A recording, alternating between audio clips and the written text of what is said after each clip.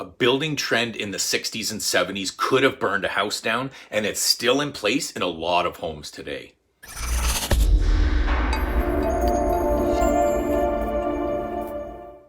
Hi, I'm Garrett Verbakel with Century 21 Heritage House. Today we're looking at how another cost-saving measure led to disastrous results in some homes since the 1970s. And that topic is aluminum wiring. Most wiring in your home these days is made from copper, though for a period of time it was in vogue to use aluminum to wire a home. And this was decided due to an increase in the cost of copper wiring at the time, and aluminum having a lower cost, lower weight, and better transmission capabilities than copper, seemingly a win all around. So for homes that were built or extensively renovated from the mid-1960s to the early 1980s, there's a good chance that aluminum wiring was used. The problem exists where aluminum wiring can degrade over time at the point of connection, most likely the steel screw on a power receptacle, because steel was used then too and not brass screws like today. The chemical reactions that occur between aluminum and steel are different than those that happen between copper and steel. Aluminum and steel can deteriorate as aluminum tends to relax over time while under an electrical load. This causes it to loosen that final connection, especially if it wasn't installed initially with due care.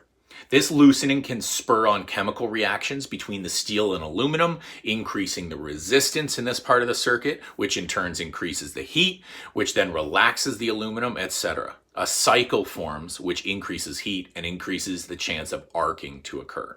And this is just one of the possible outcomes of aluminum wiring. Hi, I'm Tony Sousa from RPI Canada Property Inspections here in the Cambridge, Kitchener-Waterloo, Guelph area. We're here today with Garrett from Century 21, and today's topic is aluminum wiring. So Garrett asked me earlier, how do you identify aluminum wiring? Well, aluminum wiring in itself, because it's surrounded by sheathing, you can't be looking at the sheathing color itself. You may come across some sheathing that is silver in color. Does not necessarily mean it's aluminum. It could easily be copper. But what you want to do is you want to look for markings on that sheathing. On that sheathing, there will be the CSA identification. There will be other items like the material, in which case you're looking for spelling of aluminum, or even AL.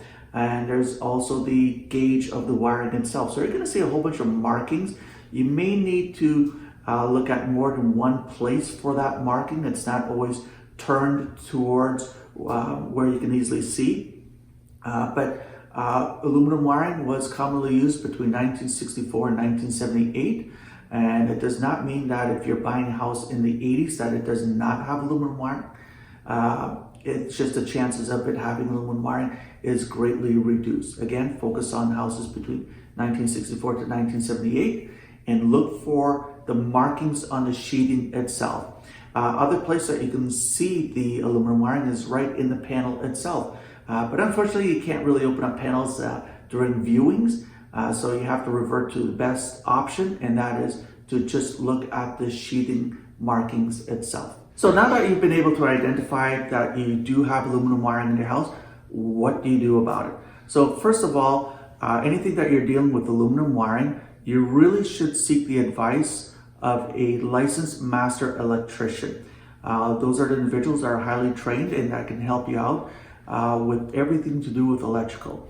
Not always wise to deal with electrical yourselves, especially if you're not familiar or experienced to do with electrical. So in the case where you do have aluminum wiring in your house, what do you do with it? So there are a couple processes that can be done by licensed electricians, and one of them is called pigtailing. Pigtailing is when they have a shortened piece of newer wiring that is copper. They'll use a dual rated moret that has antioxidants, and now at that point you can connect to electrical outlets and light switches that are not rated or not dual rated and be perfectly fine and safe. The other method is to actually buy dual rated outlets that are designed for both copper and aluminum.